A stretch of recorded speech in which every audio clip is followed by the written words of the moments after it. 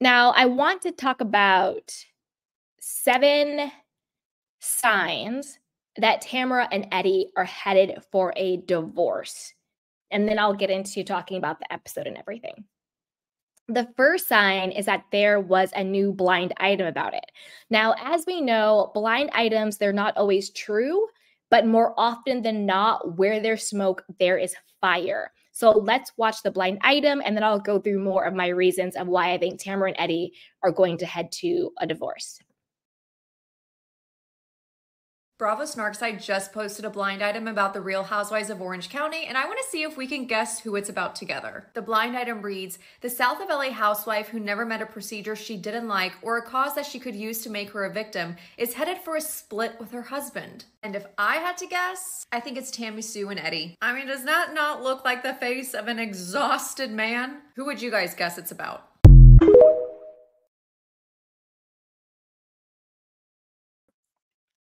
So yeah, word on the curb is they're heading for a divorce. And I kind of agree with the blind item. I definitely think it's Tamra that's headed to divorce. But let's think about a couple of other reasons why. Number 2 is they're failed businesses. And are they secretly broke? Because as we know, a lot of these housewives front like they have all this money, but they actually really don't. Cut Fitness, as we know, shut its doors, I believe, end of 2023. And any type of brick and mortar business, it can be really difficult to make a profit even when you are in business. It's hard to turn that profit. Sometimes it takes a few years to get out of the red. And I don't know how long it had actually even been open. So who knows if it was even actually making money at that time. So failed businesses, and I'm not really sure what Tamara and Eddie really do. I mean, they say they have CBD lines, new ventures, but I don't know how much money, like legit money, that brings in. So finances are always a huge reasons why people break up. And if they no longer have their joint businesses, then what's really keeping them together if it's not actual love, which it doesn't really seem to be. Number 3, a huge red flag, which happens a lot with couples, they're living separate lives. Eddie is living in their home in Big Bear while Tamra is living in their home in the OC.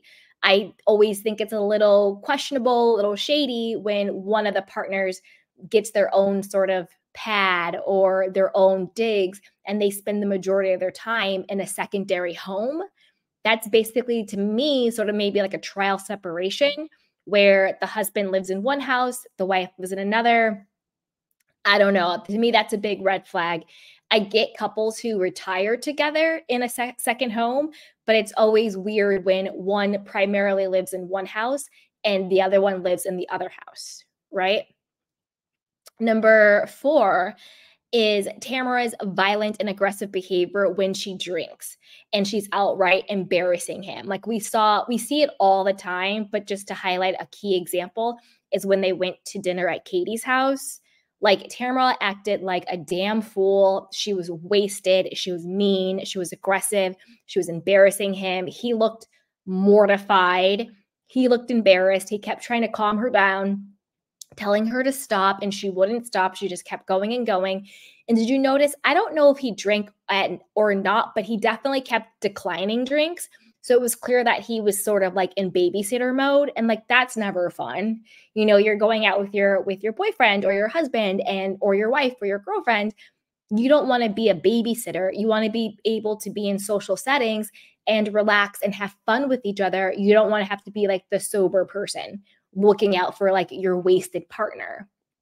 That's never fun. He looked completely checked out and just, irritated and kind of disgusted with her, to the point where, did you guys see how he actually went to Katie's husband and was like, you need to cut my wife off. She's already like drunk. Like, give her shots of water. Like, don't give her real alcohol. And Katie's husband was like, okay, because he only ever talked like 3 times.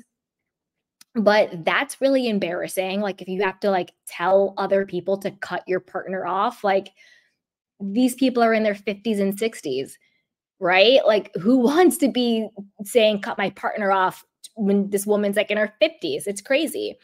And it's also very hypocritical how much smoke Tamra gives Shannon for her drinking and what happened with Shannon with her DUI, which of course we don't condone, but Shannon has taken accountability for what she did. You know, she's not trying to get out of it. She's like, I did it, I screwed up, and these are the consequences, and I'm, you know, making changes. Whereas Tamra acts like she doesn't have a problem and that she doesn't have, you know, she sort of has a moral high ground when she really doesn't. To be honest with you, I think Shannon had a bad night, overdrank, and made a really piss poor decision that's extremely regrettable. And like, thank by the grace of God, no one got seriously hurt. However, I think overall, Tamra is a much more dangerous drunk than Shannon is. Shannon doesn't get drunk and verbally attack people and eviscerate people and mentally and emotionally abuse people and yell at people and try and tear people down when she's drunk. She just gets drunk, a little bit cryy, and like that's it, or like a whoop it up time and like has fun, you know? Yes, she made a very regrettable mistake, you know, but overall, I think Tamra is much more of a liability and is much more of a reckless and dangerous drunk than Shannon is.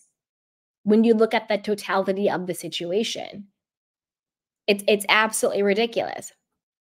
Um, Number 5, and I want to be sensitive about this.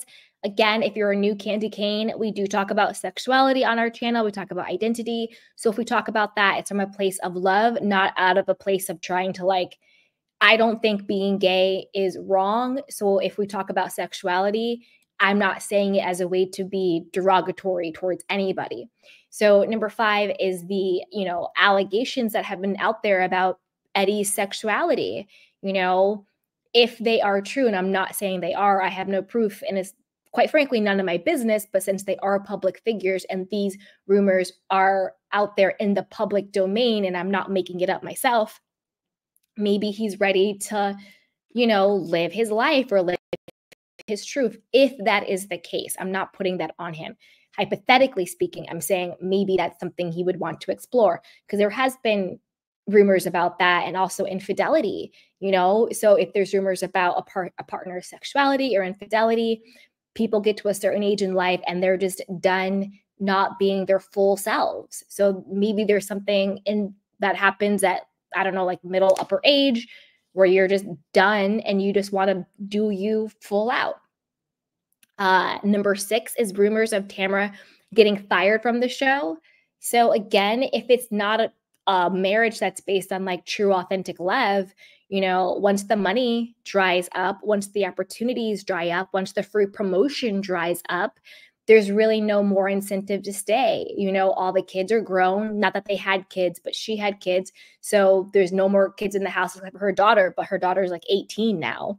So it's almost like that empty nest syndrome where it's like the businesses are over, the kids are out the house, uh, she might be fired from the show. Why would he stay? He's living in Big Bear, you know? All signs are pointing to a potential split here. And then also the backlash from her being saying that she was on the spectrum. You know, that's embarrassing. What man wants to be with a woman who is out here, you know, lying about her mental diagnoses? You know, that's crazy and embarrassing and bad for whatever business they're claiming to be in. I don't really know what they do, but whatever they do, it has to be bad for business. Even if you are a shady business person, you still want to have a public facing good reputation. You know, because I don't know if all their businesses are up to snuff. I'm not saying they're not. Don't come after me. Don't sue me. Don't send me a cease and desist. I'm not saying you are. I'm saying even if you are doing some shady business stuff, you want your public persona to be reputable. Because if it's not, then you can't run your shady businesses. You can't do your fraud because no one's going to want to work with you anyway. You know what I mean? So there's that. You know what I'm saying?